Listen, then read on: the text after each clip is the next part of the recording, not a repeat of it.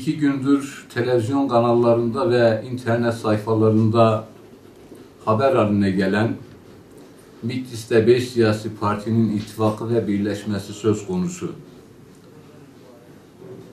adı altında bazı televizyon kanalları ve bazı internet siteleri bunu haber haline getirmiş. Ben bu 2 günlük süre içerisinde il dışında olduğumu ve Ankara'da olduğumu, diğer siyasi partilerin böyle bir açıklaması söz konusu.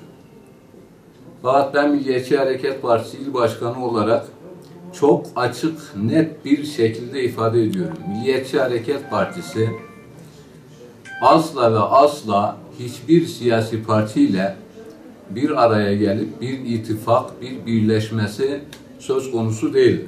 Diyorum, Milliyetçi Hareket Partisi Bitlis siyasetinde ve Türkiye siyasetinde asla ittifak kurmamış, kurmayacaktır. Milliyetçi Hareket Partisi'nin Bitlis siyasetinde, Bitlis Belediye Başkanlığı'nda iddialı bir şekilde olduğunu gören diğer siyasi parti temsilcileri Milliyetçi Hareket Partisi'ne istifa edip katılacakları yönünde Bitlis halkı arasında konuşulan bir ifade haline geldiğini gördük. Biz bu arkadaşların, bu belediye başkan adaylarının istifa edip Milliyetçi Hareket Partisi'ne katılmaları halinde biz Milliyetçi Hareket Partisi olarak bunların dışındaki bütün herkese rozeti takmaya hazır olduğumu ifade etmek istiyorum. Benimle bu konuyla ilgili kimsenin bir görüşmesi söz konusu değil. Ben Ankara'da olduğum bu süreçte benim belediye başkan adayımı bir kahvaltı adı altında veya bir görüşme adı altında davet etmişler.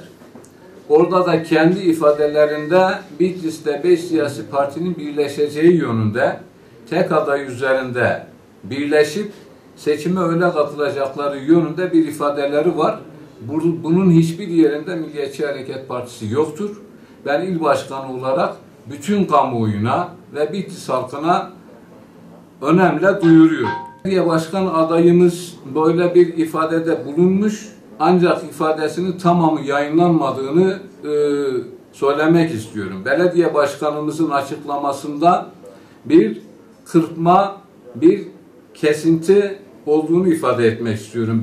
Benim belediye başkanımın açıklamasında diğer siyasi partilerin istifa edip Milliyetçi Hareket Partisi'ne katılacağı yönünde ifadesini söz konusu basın mensubu o bölümü kırptığından sadece son bölümü ifade edilmiş. Benim belediye başkan adayım yanımda. Burada Milliyetçi Hareket Partisi adına böyle bir açıklama doğru değil.